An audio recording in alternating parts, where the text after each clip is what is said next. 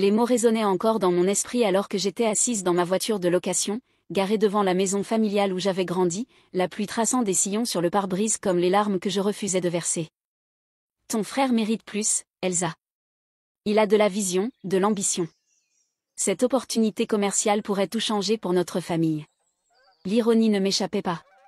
Il parlait de transformer notre famille alors qu'il détruisait systématiquement la partie de celle-ci qui m'incluait.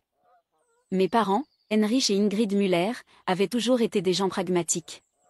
Anciens agriculteurs devenus petits entrepreneurs, ils s'étaient battus pour se hisser depuis le néant, travaillant 16 heures par jour pour bâtir leur modeste succès. Je respectais cela chez eux, leur éthique de travail était légendaire dans notre petite ville bavaroise. Mais quand il s'agissait de leurs enfants, ils avaient toujours vu Klaus à travers des lunettes roses, tandis que moi, j'étais la fiable. La stable. Celle sur qui on pouvait compter, qui retomberait toujours sur ses pieds, donc pourquoi s'inquiéter pour elle? Klaus était l'enfant prodige, celui qui ne faisait jamais rien de mal, même après avoir abandonné l'université 2 fois, même après avoir embouti la voiture de papa en conduisant ivre, même après avoir emprunté de l'argent à des amis sans jamais les rembourser. Il est en train de se chercher, disait maman, comme si avoir 28 ans et être au chômage était une noble quête de découverte de soi. Ce qu'il ne savait pas, c'est que je me préparais à ce moment depuis 3 ans. Les signes étaient là bien avant la grande annonce de Klaus. Il y avait ces remarques subtiles lors des repas de famille, Klaus a de si grandes idées, suivies de regards appuyés dans ma direction, qui communiquaient clairement, contrairement à d'autres. Il y avait cette lueur dans leurs yeux lorsqu'ils parlaient de ces nouveaux projets, leur voix pleine d'espoir et de fierté, qui devenait soudainement neutre et polie quand je mentionnais un nouveau client ou la réussite d'un projet. Je me souviens exactement du moment où j'ai compris à quel point j'étais remplaçable à leurs yeux. C'était le jour de mes 26 ans, et je venais de signer le plus gros contrat de ma carrière de freelance, une refonte complète de l'image de marque d'un grand cabinet d'avocats à Munich. J'étais si excitée à l'idée de leur annoncer, certaine qu'ils seraient fiers. Mais lorsque je suis arrivée au dîner familial, Klaus monopolisait la conversation avec ses projets pour révolutionner le marketing des réseaux sociaux, une entreprise qui n'existait que dans son imagination et dans une présentation PowerPoint bâclée. « Et c'est bien, ma chérie ?» avait dit maman distraitement quand j'avais enfin réussi à parler de ma réussite, avant de se tourner aussitôt vers Klaus. « Alors, raconte-nous plus sur ta cible démographique, mein Schatz. » Ce soir-là, en rentrant seule chez moi, j'ai pris une décision. S'ils me voyaient comme un plan B fiable, alors je deviendrais le meilleur plan B qu'ils aient jamais négligé. Tout a commencé quand Klaus a parlé pour la première fois de son idée, révolutionnaire, d'application de livraison de repas, au dîner de Noël. J'ai vu les yeux de nos parents s'illuminer alors qu'il peignait un avenir où il serait le prochain grand entrepreneur de la tech, gesticulant avec son verre de vin, enchaînant des mots à la mode qu'il avait clairement appris dans des vidéos YouTube. « On va disrupter toute l'industrie », s'était-il exclamé, renversant du rotoin sur la nappe de maman. Imaginez Uber, mais pour la bouffe. J'ai failli m'étouffer avec mon Sauerbraten. Uber pour la nourriture existait déjà, ça s'appelait DoorDash, Uber Eats, Lieferando. Mais Klaus n'avait jamais laissé la recherche entraver une bonne histoire. J'ai vu le doute s'installer dans leurs regards lorsqu'ils observaient ma modeste carrière de graphiste, mon petit appartement, ma Honda Civic pratique. À leurs yeux, j'étais réussie mais pas brillante. Confortable mais pas exceptionnelle. Je payais mes factures, j'épargnais, je cotisais pour ma retraite, des qualités admirables mais ennuyeuses, qui n'inspiraient pas de discours autour de la table. C'est à ce moment-là que j'ai commencé mes recherches, de vraies recherches, pas la version de Klaus qui se limitait à taper « Comment créer une entreprise » sur Google et regarder des TED Talks. Pendant 3 mois, j'ai méthodiquement analysé le marché de la livraison de repas à Munich. J'ai étudié les applications concurrentes, cartographié les zones de livraison, analysé les stratégies de tarification, et même interviewé des restaurateurs sur leur expérience avec les plateformes existantes. J'ai créé des tableurs pour suivre les taux d'adoption, les fluctuations saisonnières, les marges bénéficiaires. J'ai consulté des développeurs pour estimer les coûts et les délais de développement réalistes. Ce que j'ai découvert était accablant, le marché était saturé, les marges étaient extrêmement faibles, et s'y faire une place nécessitait des millions en capital risque, de l'argent que Klaus n'avait pas, et qu'il n'obtiendrait jamais avec son absence totale d'expérience. Mais mes parents ne voyaient que son enthousiasme. Il assistait à ces présentations d'affaires, dans notre salon, où il utilisait des mots comme « innovation disruptive » et « avantage du premier entrant », tout en montrant des diapos remplis de clipards et de citations inspirantes. Je les voyais hocher la tête sérieusement lorsqu'il expliquait sa proposition de valeur unique, des délais de livraison plus rapides, qu'il comptait atteindre avec des méthodes qu'il était incapable d'expliquer. Elsa, tu devrais prendre des notes, avait suggéré papa pendant l'une de ses séances. Tu pourrais apprendre ce qu'est le vrai entrepreneuriat. J'ai bien pris des notes. Mais pas celles qu'ils attendaient. Pendant que Klaus s'affairait à créer des présentations, Tapa grave l'œil rempli de photos d'illustrations et de citations motivantes, à fréquenter des meet-up d'entrepreneurs, dans des cafés branchés de Munich, et à parler sans fin de bouleverser le marché, moi, j'enquêtais discrètement sur chaque aspect de son plan d'affaires. J'ai découvert que son idée, révolutionnaire, était déjà mise en œuvre par 4 entreprises différentes à Berlin et ce depuis 3 ans.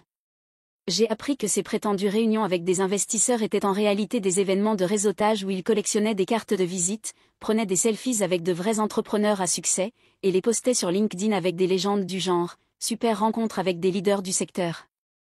Je l'observais s'exercer à faire son pitch devant le miroir, répétant des phrases comme « solution synergique » et « potentiel de croissance scalable », sans comprendre le moindre mot de ce qu'il disait. Il n'avait jamais rédigé de plan d'affaires, jamais mené d'études de marché, jamais même travaillé dans la restauration. Mais il avait du charisme, et cela avait toujours suffi à nos parents. Plus important encore, j'ai lancé ma propre entreprise. En utilisant mes compétences en design et les contacts que j'avais noués au fil des années en tant que freelance, des relations que Klaus qualifiait avec mépris de « petits clients sans importance », j'ai lancé une agence de marketing digital.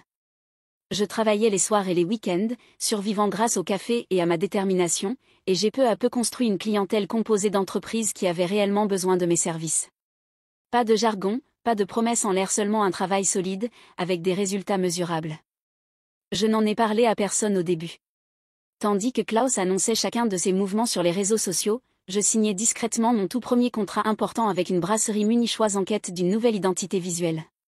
Pendant qu'il achetait des cartes de visite hors de prix et payait des logos qu'il ne pouvait pas se permettre, je réinvestissais chaque euro dans ma jeune entreprise. Au moment où Klaus faisait son pitch à nos parents pour obtenir un financement, j'avais déjà discrètement sécurisé des contrats avec 3 grandes entreprises de Munich, et je générais un revenu mensuel stable. Mon plan d'affaires n'était ni griffonné sur des serviettes en papier ni rempli de photos d'illustration, c'était un document de 50 pages contenant des prévisions financières, une analyse de marché et des témoignages de clients satisfaits. J'avais aussi fait quelque chose que Klaus n'avait jamais envisagé, j'avais mis de l'argent de côté. Pendant qu'il dépensait ses allocations chômage dans des événements de réseautage et des cafés hors de prix, je vivais en dessous de mes moyens et bâtissais une réserve financière. Je savais que la tempête approchait. Le premier signe est apparu lors d'un dîner familial un dimanche de mars. Klaus expliquait ses besoins en financement quand papa a mentionné, comme si de rien n'était, qu'ils étaient en train de revoir les actifs familiaux, pour déterminer comment soutenir au mieux son projet. Les actifs familiaux, ai-je demandé, même si je savais déjà de quoi il s'agissait. Eh bien, l'appartement prend de la valeur en ce moment, a dit maman sans croiser mon regard. Ce n'est pas comme si tu avais besoin de cet argent maintenant. Tu t'en sors très bien avec ta petite entreprise de design. Ma petite entreprise de design. 3 mots qui résumaient parfaitement tout ce qui clochait dans leur perception de moi. C'est une stratégie d'investissement intelligente, a ajouté Heinrich avec ce ton condescendant qu'il réservait aux vérités soi-disant évidentes qu'on explique à un enfant lent. L'application de Klaus pourrait rapporter 10 fois l'investissement initial. Ton appartement va juste exister. Ce soir-là, j'ai accéléré mon calendrier. J'ai discrètement trouvé un autre logement, déplacé mes biens les plus précieux dans un box de stockage, et commencé à documenter chaque détail financier de la croissance de mon entreprise. J'ai ouvert un compte bancaire séparé pour l'activité et commencé à y transférer tous mes revenus, afin de constituer des preuves de ce que j'avais accompli pendant qu'il me méprisait. J'ai aussi engagé un avocat, pas l'avocat de la famille, mais un spécialiste du droit des petites entreprises et de la protection des actifs. Par précaution. Le jour où ils ont vendu mon appartement, celui dont je payais le prêt depuis 4 ans, celui qui appartenait légalement à une fiducie familiale à laquelle j'avais naïvement consenti à une époque où j'étais jeune et confiante, je n'ai pas protesté. Je n'ai pas pleuré. Je n'ai même pas élevé la voix lorsque papa m'a tendu les documents à signer, évitant mon regard comme un enfant pris en faute. La réunion s'est tenue dans le bureau de notre avocat de famille, Maître Weber, dont le visage familier était empreint de gêne. Il me connaissait depuis toute petite, m'avait vu grandir, et je pouvais voir qu'il désapprouvait ce qui se passait. Mais la loi, c'est la loi, et les documents de la fiducie étaient clairs. La famille a décidé que c'était la meilleure utilisation de cet actif, a déclaré Heinrich d'un ton rigide, utilisant un langage formel comme si cela rendait la trahison moins personnelle. L'entreprise de Klaus a un potentiel de retour sur investissement considérable.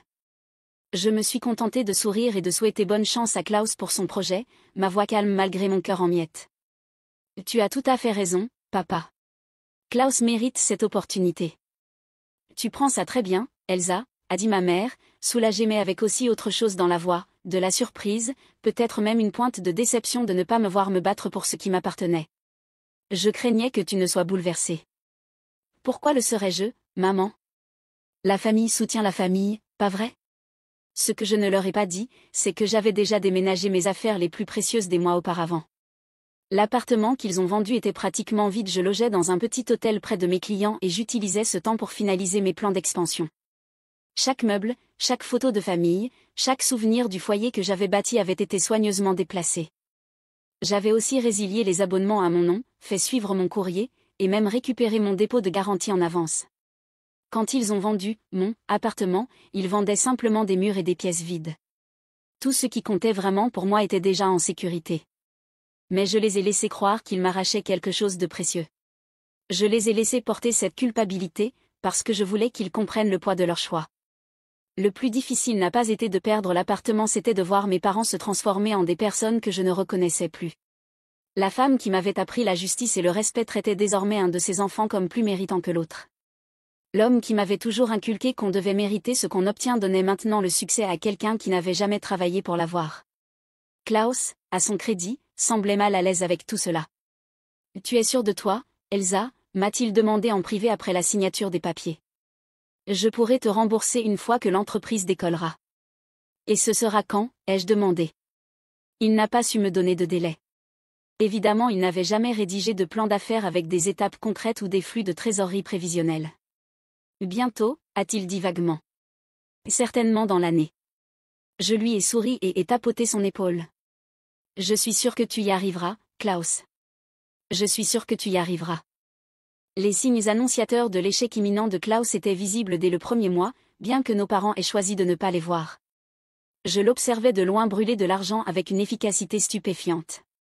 Le bureau, essentiel, était un espace de coworking branché coûtant plus cher par mois que le loyer de la plupart des gens.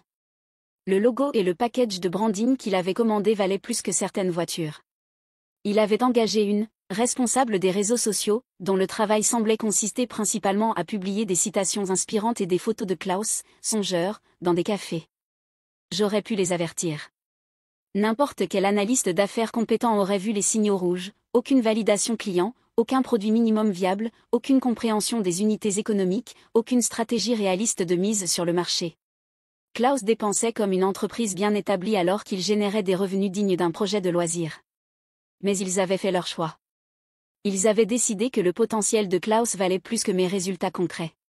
Alors je les ai laissés apprendre cette leçon difficile que j'avais moi-même déjà assimilée, le potentiel sans exécution n'est qu'un vœu pieux coûteux.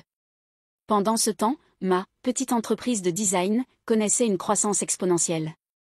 Le contrat avec la brasserie de Munich avait été si réussi que le client m'avait recommandé à sa société mère, ce qui m'avait conduite à signer un contrat avec une chaîne de restaurants bavarois d'une valeur de 200 000 € par an. Ce succès attira l'attention d'une start-up technologique qui avait besoin d'un développement de marque complet, logo, site web, support marketing et conseil continu. Ce contrat à lui seul valait plus que tout le financement de Klaus. La communauté d'affaires de Munich, très soudée, se mit à parler de cette designer qui livrait des résultats exceptionnels, sans drame, sans retard, sans dépassement de coûts. Mon planning était complet 6 mois à l'avance, j'avais établi des partenariats avec 3 grandes agences de publicité, et je refusais activement des projets tant la demande dépassait mes capacités. J'ai embauché ma première employée Anna, une jeune designer talentueuse tout juste diplômée, qui me rappelait moi à son âge, affamée, capable, et sous-estimée. Puis j'ai engagé un chef de projet, Stéphane, dont les compétences organisationnelles m'ont permis de gérer des contrats encore plus importants. Mon nouveau bureau n'était pas seulement fonctionnel, il était impressionnant. Les clients amenaient leurs partenaires simplement pour leur montrer ce que j'avais construit. Tout cela se déroulait alors que Klaus était encore en phase de développement, promettant que l'application serait lancée d'un jour à l'autre. Quand Heinrich m'a appelé 3 semaines plus tard, sa voix était plus faible que je ne l'avais jamais entendue. Il y avait dans son ton un tremblement qui trahissait les nuits sans sommeil et les discussions difficiles. « Elsa, Liebling, est-ce qu'on pourrait se voir autour d'un café ? Il y a quelque chose dont ta mère et moi devons te parler.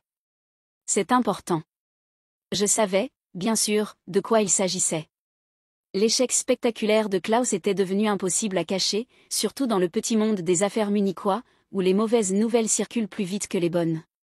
J'avais entendu, par mon propre réseau, qu'il contactait discrètement d'anciens collègues pour chercher un financement d'urgence ou même un emploi de base. Mais je les ai laissés choisir le moment et le lieu. Je les ai laissés venir à moi. Je les ai trouvés au café Krener, notre ancien lieu de rendez-vous familial, assis à une table d'angle avec leur café froid devant eux. Ils semblaient plus âgés que leurs 60 ans passés, comme si le poids de leur erreur les avait physiquement vieillis. Les mains d'Ingrid tremblaient légèrement en soulevant sa tasse, une nervosité que je ne lui avais jamais connue.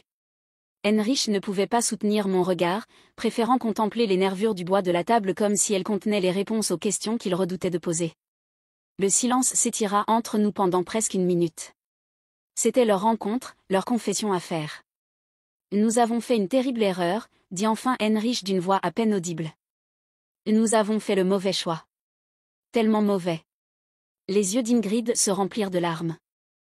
Klaus, l'entreprise a complètement échoué. Tout cet argent, ton logement, tout ce qu'on t'a pris c'est perdu. Et maintenant, il en demande encore. De l'argent que nous n'avons pas. De l'argent que nous ne pouvons pas obtenir. Elle s'interrompit, tamponnant ses yeux avec un mouchoir usé.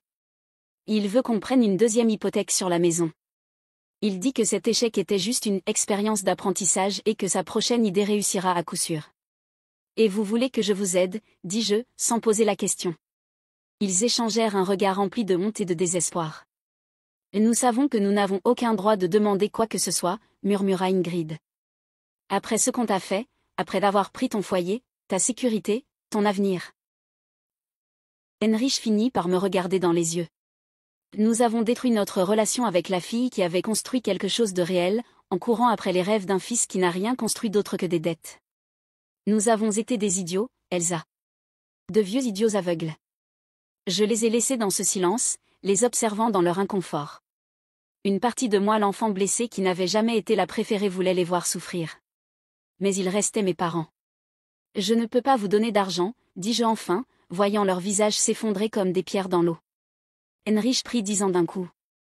Mais je peux vous offrir quelque chose de mieux. Je fis glisser une proposition commerciale à travers la table reliée, professionnelle, minutieusement préparée, le genre de document que Klaus n'avait jamais pris la peine de rédiger. J'ouvre un bureau à Munich pour mon agence. J'ai besoin de quelqu'un pour gérer l'administratif, quelqu'un de fiable, rigoureux, avec une vraie expérience en affaires. Le salaire est de 50 000 € par an, avec avantages, partage des bénéfices et couverture santé complète. Les yeux de Heinrich s'écarquillèrent en lisant, ses mains usées tremblant légèrement sur les pages. Elsa, est-ce que tu m'offres un travail? Je vous offre un travail à tous les deux. Mama, tes compétences en comptabilité issues de l'ancienne entreprise seraient parfaites pour notre département financier. Même salaire, mêmes avantages. Tu gérerais les finances de contrats dépassant les 2 millions d'euros par an. Les chiffres les frappèrent comme un coup physique. En un an, je leur offrais ensemble plus que ce qu'ils avaient donné à Klaus, et contrairement à ses profits imaginaires, il s'agissait ici de salaires réels issus d'une entreprise qui générait des revenus concrets.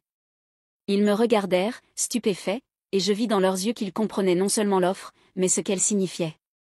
Leur fille, la fiable, l'ennuyeuse, avait construit quelque chose de solide pendant qu'ils poursuivaient des illusions. Mais pourquoi, demanda Ingrid, les larmes aux yeux. Après ce qu'on t'a fait. Je réfléchis à la manière de répondre. J'aurais pu leur parler de toutes les nuits où j'avais pleuré seule, me sentant inutile et rejetée. J'aurais pu évoquer les séances de thérapie où j'ai appris à surmonter la douleur d'avoir été toute ma vie le second choix. J'aurais pu leur expliquer combien leur trahison avait failli me briser. À la place, j'ai tendu les mains et saisi les leurs. Parce qu'à la différence de Klaus, moi je comprends ce que famille signifie vraiment. Et parce que j'ai toujours eu 10 longueurs d'avance, j'ai construit quelque chose capable de nous porter tous. Alors que nous étions là, 3 générations de Müller en train de reconstruire ce qui avait été brisé, j'ai enfin compris leur erreur. Ils pensaient que Klaus méritait plus parce qu'il rêvait plus grand et parlait plus fort. Ils avaient confondu la confiance avec la compétence, la vision avec la viabilité. Ils n'avaient pas réalisé que des rêves sans fondation ne sont que des fantasmes coûteux. Mais la planification, la préparation, et un véritable souci de la famille? Cela construit des empires. La transition ne fut pas immédiate, la confiance, une fois trahie, demande du temps à se réparer. Mais petit à petit, Heinrich et Ingrid se révélèrent inestimables pour mon entreprise en pleine croissance. L'expérience de papa dans la gestion d'une petite société se traduisit parfaitement en direction des opérations, tandis que la minutie de maman permit d'éviter des erreurs qui auraient pu coûter cher. Pour la première fois depuis des années, nous avions des dîners de famille qui ne tournaient pas autour des dernières lubies de Klaus ou de mes prétendus manquements. Nous parlions de projections trimestrielles, de satisfaction client, de perspectives d'expansion. Mes parents commencèrent à comprendre ce que j'avais bâti non grâce à la chance ou aux relations, mais grâce à la compétence et à la persévérance. 6 mois plus tard, Klaus m'appela pour savoir s'il y avait des postes disponibles dans mon entreprise. Sa voix trahissait une humilité que je ne lui connaissais pas, mêlée à une détresse qu'il tentait de masquer. « J'ai beaucoup appris de mes erreurs, Elsa, dit-il. Je crois que je pourrais vraiment apporter quelque chose à ce que tu construis. » Je lui ai dit que j'allais y réfléchir. J'y réfléchis encore. Mais dernièrement, j'incline vers le oui pas parce qu'il le mérite, mais parce que tout le monde mérite une seconde chance de prouver qu'il peut changer. Même les enfants dorés finissent par apprendre que le monde ne leur doit rien. Après tout, être 10 longueurs d'avance, c'est aussi savoir quand tendre la main pour aider quelqu'un à rattraper son retard.